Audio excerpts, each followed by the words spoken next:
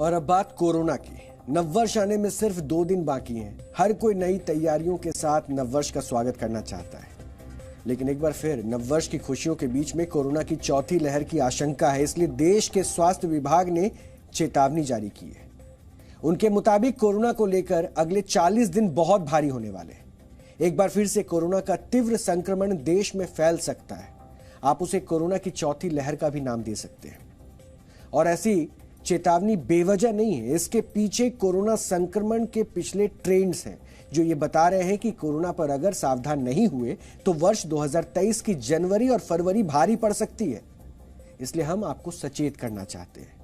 आपको बहुत सावधान और सतर्क रहने की जरूरत है। और यह सतर्कता क्यों जरूरी है, उसके पीछे है चीन से लेकर अमेरिका, जापान, सिंगापुर, दक्षिण कोरिया और हांगकांग जैसे देश, जिन देशों के नाम आप टीवी स्क्रीन पर देख रहे हैं। स्वास्थ्य विभाग के मुताबिक जब भी इन देशों में कोरोना की लहर आई है और उसके ठीक 35 से 40 दिन बाद भारत में भी कोरोना तेजी से फैलता है।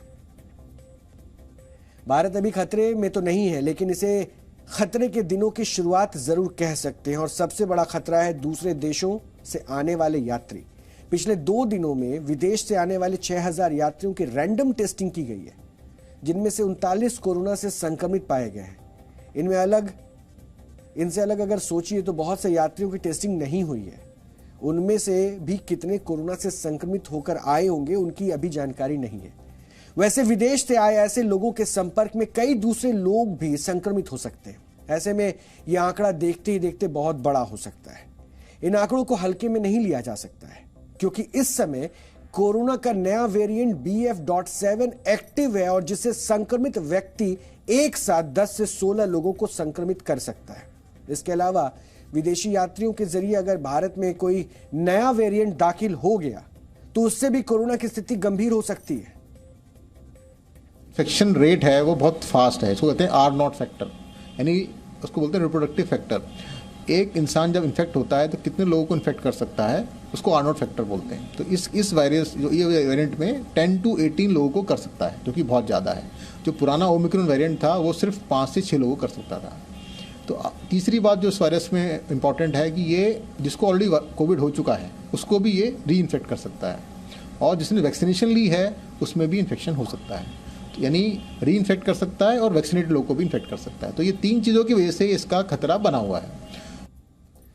बीमारी में ये डॉक्टर्स हमारे सबसे बड़े मार्गदर्शक होते हैं। इनकी बात पर गंभीरता से विचार करना चाहिए और ये जरूरी है। और हम आपको डरा बिल्कुल भी नहीं रहे, बल्कि सजग करना चाहते हैं, सावधान करना चाहते हैं, ताकि कोरोना की पिछली लहरों में जैसी त्रासदी जिसे हम सभी ने झेला है, वैसा मंजर किसी को भी दोबारा न देखना पड़े। क्योंकि धीरे धीरे से ही कोरोना के संक्रमण की रफ्तार एक बार फिर बढ़ी है। और इसके लिए आप पिछले 3 दिनों के आंकड़े भी देखकर इसे आप समझ सकते हैं। हो सकता है कि ये आंकड़े अभी आपको मामूली लगे, लेकिन ये सच्चाई है कि आंकड़े बढ़े हैं। भारत में 29 दिसंबर को, यानी कि आज, कोरोना वायरस के 268 केस मिले।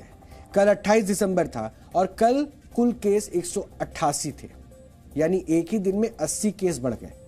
27 दिसंबर को कोरोना के सिर्फ 157 केस ही थे और 29 दिसंबर को महाराष्ट्र में कोरोना वायरस से एक मौत भी हुई है।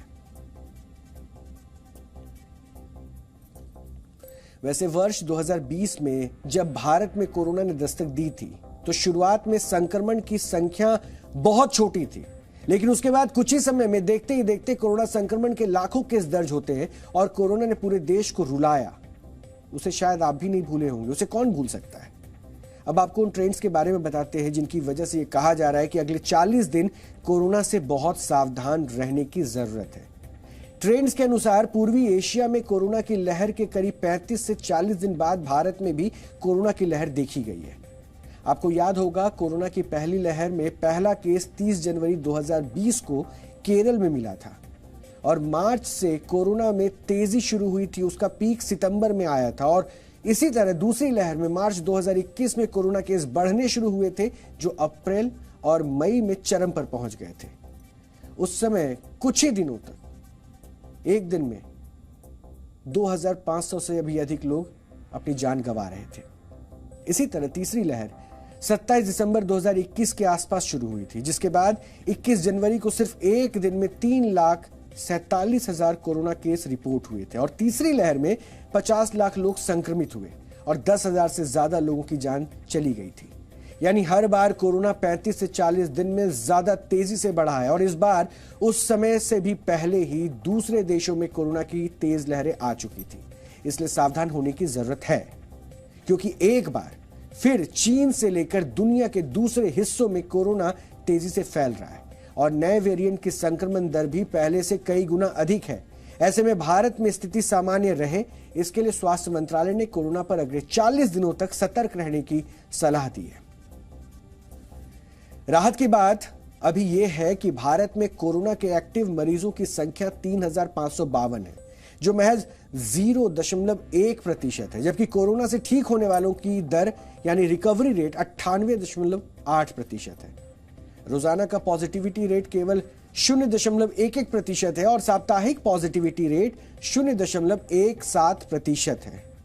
कोरोना पर नजर बनाए रखने के लिए बीते 24 घंटे में देश भर में 2,36,919 टेस्ट भी किए गए, लेकिन जैसा कि हम आपको बता चुके हैं कि लापरवाही कोरोना की रफ्तार को कभी भी बढ़ा सकती है। देश में कोरोना महामारी न फैले उसको लिए सतर्कता बरतना हमने चालू कर दिया है। जिस तरह से चीन में कोरोना महामारी की भयानकता हम देख रहे हैं, उसको देखते हुए चीन, जापान, दक्षिण कोरिया, हांगकांग, बैंकॉक सभी से आने वाली फ्लाइट पर हम एविएशन मिनिस्ट्री के साथ बातचीत करके तुरंत ही एयर सुविधा पोर्टल का इंप्लीमेंटेशन करके सभी पैसेंजर को आरटी-पीसीआर कंपलसरी करेंगे। कोरोना पर अलर्टनेस की वजह को कुछ और आंकड़ों से भी आपको आज समझना चाहिए, क्योंकि विश्व स्वास्थ्य संगठन ने यानी WHO ने एक रिपोर्ट जारी की है और कोरोना पर आंकड़ों के लिए WHO ने दुनिया को अलग अलग हिस्सों में भी बांटा है। उस रिपोर्ट के मुताबिक पिछले 28 दिनों में वेस्टर्न पैसिफिक रीजन, जिसमें चीन, जापान, वियतनाम, ऑस्ट्रेलिया समेत कुल 35 देश हैं, वहां कोरोना के मामले 44% तक बढ़े हैं। लेकिन लैटिन अमेरिका रीजन में शामिल 56 देशों में कोरोना केस 80% तक बढ़े हैं और यूरोपीय देशों में कोरोना केस में 8% तक की बढ़त देखी गई है, जबकि अभी दक्षिण पूर्व एशिया में कोरोना केस में वृद्धि ना के बराबर है और भारत दक्षिण पूर्व एशिया में ही है और यहां फिलहाल हालात ठीक है। जैसे कि भारत में अधिकतर लोगों को वैक्सीन लग चुकी है, साथ ही भारत में 3 बड़ी लहरें आ चुकी हैं और उसके बाद लोगों को नेचुरल इम्यूनिटी हो चुकी है। तो अभी जो फिलहाल स्थिति है वो हाइब्रिड इम्यूनिटी की स्थिति है। तो जरूरी नहीं है कि पिछले 3 बार क्या हुआ था उसी तरह से इस वेव का पैटर्न फॉलो किया जाए। तो भले ही 30 से 40 दिन की बात हो रही है, लेकिन मुझे लगता नहीं है कि भारत में वेव आएगी तो 30 से 40 दिन की बात का कोई इतना अधिक महत्व नहीं है। लेकिन ये हालात पूरी तरह से ठीक रहे, इसलिए भारत सरकार अगले हफ्ते ये एयर सुविधा पोर्टल को दोबारा एक्टिव करने जा रही है और इस पोर्टल पर विदेश से आने वाले यात्रियों को अपनी जानकारी दर्ज करानी होगी। भारत से बाहर जहां कोरोना केस पीक पर है, वहां से आने वाले यात्रियों को यात्रा के 72 घंटे के भीतर की आरटी-पीसीआर रिपोर्ट दिखानी होगी। इसमें चीन, जापान, हांगकांग, दक्षिण कोरिया, थाईलैंड, सिंगापुर शामिल है और इन सभी जगहों पर ओमिक्रॉन के BF.7 के मामले सबसे ज्यादा तेजी से बढ़े हैं। इनके अलावा विदेश से आने वाले सभी यात्रियों की थर्मल स्क्रीनिंग होगी और अगर इस दौरान किसी में लक्षण पाए गए तो इसकी अलग से जांच होगी। सभी यात्रियों की जांच नहीं होगी, बल्कि सभी अंतर्राष्ट्रीय उड़ानों में केवल 2% यात्रियों की रैंडमली चुनकर उनका परीक्षण किया जाएगा, लेकिन जांच रिपोर्ट के लिए किसी को रोका नहीं जाएगा और रिपोर्ट में अगर कोई संक्रमित मिलता है तो फिर उसे सूचित किया जाएगा।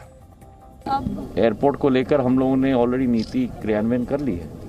2% हर अंतर्राष्ट्रीय यात्री के टेस्ट होते हैं। करीब 90,000 हमारे अंतर्राष्ट्रीय यात्री हर दिवस भारत में आते हैं, तो उसका 2% की टेस्टिंग रोज हर अंतर्राष्ट्रीय हवाई अड्डे पर करीब 28 अंतर्राष्ट्रीय हवाई अड्डों पर हो रही है। भारत में ओमिक्रॉन के BF.7 वेरिएंट का कितना असर है, इस पर स्टडी शुरू हो चुकी है और कोरोना पर पूरी तरह से तैयार रहने के लिए देश के 750 से भी 750 जिलों में स्वास्थ्य संबंधी डेटा भी जुटाए गए ताकि ये पता चल सके कि देश कोरोना की अगली लहर के लिए कितना तैयार है। भारत में इस वक्त 3,35,000 से ज्यादा आइसोलेशन बेड्स हैं, जिनमें से 2,80,000 बेड्स पूरी तरह से तैयार हैं और इसी तरह ऑक्सीजन सपोर्ट वाली करीब 2,80,000 बेड्स में से 2,45,000 बेड्स पूरी तरह से फंक्शनल हैं। 70,000 से ज्यादा वेंटिलेटर तैयार हैं तो करीब 12,000 ऑक्सीजन प्लांट भी पूरी तरह से तैयार हैं। यानी कोरोना पर भारत की तैयारी बेहतर है। लेकिन क्या आप तैयार हैं? हमारे इस प्रश्न के पीछे कुछ तस्वीरें हैं, उन तस्वीरों को देखिए।